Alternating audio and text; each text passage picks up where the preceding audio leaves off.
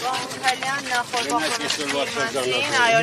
խորհրդի մասին Հայաստանակի 34 տարեկան է կազմավորման հիմքերում եք եղել այս բանակի համար էիք այն ժամանակ պայքարում Վերեք որ բանակը մանիպուլյացիան ենք ոչ էլ դիարաբլուր հանգիստ թողեք բանակը մենք հիմքերում եկել է բանակի ձևավորման ժամանակ մենք տարել ենք հաղթանակ համախմբված սպարապետ Վազգեն Սարգսյանի գլխավորությամբ հետագայում քաղաքական դաշտում ինչ եղավ նախորդ իշխանությունները օրոք հենց հիմնականում ինչ եղավ դա արդեն իրանց խնդիրն է հարցրեք իրանցից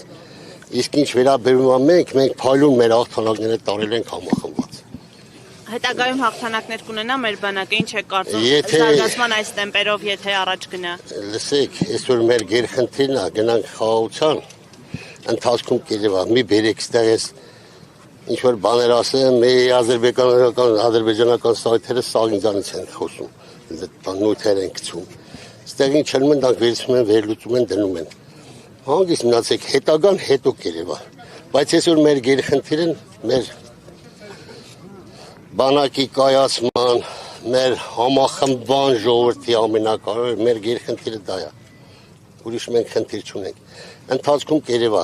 Ձեզ գոհացնում այդ կայացումը հարցը դա է պարոն Միքայելյան Լավ մենակ դու աշտվող չես լսում եմ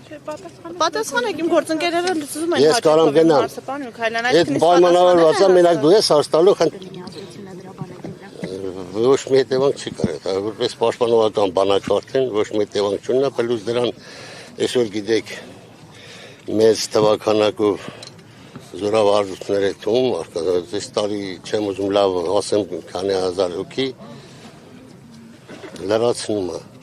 եւ ընթացքում մենք կամաց պետք է անցնենք պրոֆեսիոնալ բանակի պլյուս դրան սահմանապահ զորքերը որ կանգնած են կանգնելու են եւ այսօր կանգնած են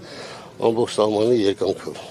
Նաև այս բան քննարկվում է գումարով բանակի ազատվելու նախագծերի մասին Դե քննարկվում է դից չէ տակսում Ինչու՞ մի վերջո քննարկումներ Չի հետաքրքրում ինձ հիմա որովհետեւ քննարկում է լուրջ բան չի դա Բայց առաջին բանակի մարդ ձեզ համար կարևոր չէ օրինակ քիչ առաջ падգամավորները նշում էին որ ամեն դեպքում տղաները գոնե 6 ամիս պետք է անցնեն ծառայություն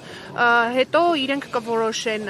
արժի շարունակել թե չարժի Որ դարձան падգամավոր կպատասխանեմ ձեր հարցին Ոչ որպես падգամավոր այլ մարդ ով բանակի կազմավորման ակունքներում է կանգնած եղել եւ շատ լավ տիրապետում է Այսօր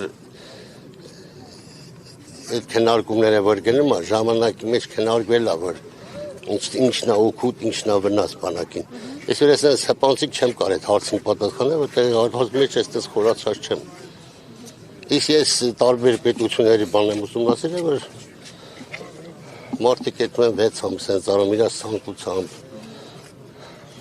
ծառայում են կամ իրաց ընտանեկան բանում մարդիկ որ սովորել են իրանք այդ են ներկայացնում որ ուզում են ծառայեն բանակում դա ընթացքում կերևա ես մի տասին չեմ ուզում պատասխանել Դուք համարում եք որ հիմա բանակը կազմակերպվում է կամ ոչ կարամ համարեմ ես բանակի մոտ կանգնած եմ մենք դիրքերում կանգնած ենք բանակը ոնց կարա կազմակերպվի Նախ չթողեք շնորհավորում մեր ժողովրդին հայոց բանակին մեր ծառայողի հայկանաց այսօր դիրքերում կանգնած թե երկրապահին թե հայ զինվորին շնորհավորում եմ բոլորի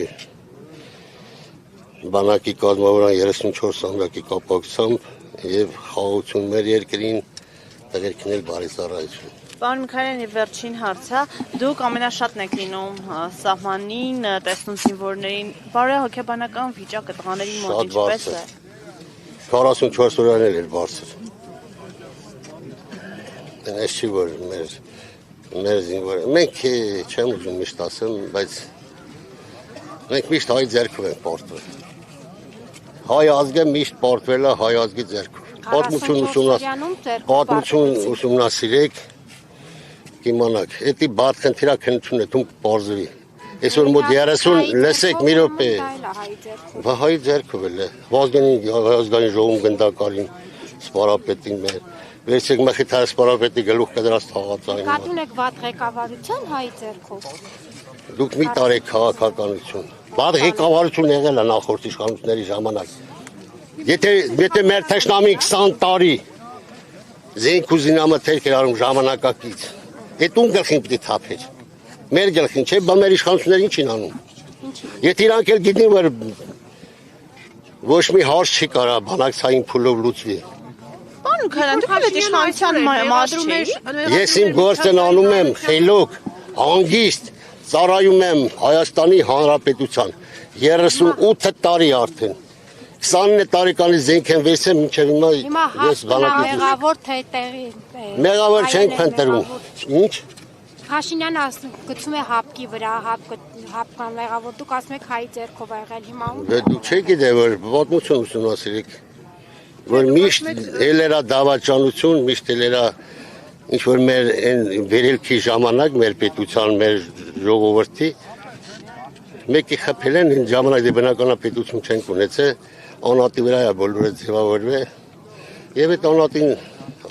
վերացրել են, ոնց որ սպարապետին վերացրին, ոնց որ մակետայ սպարապետին ուր է թամ։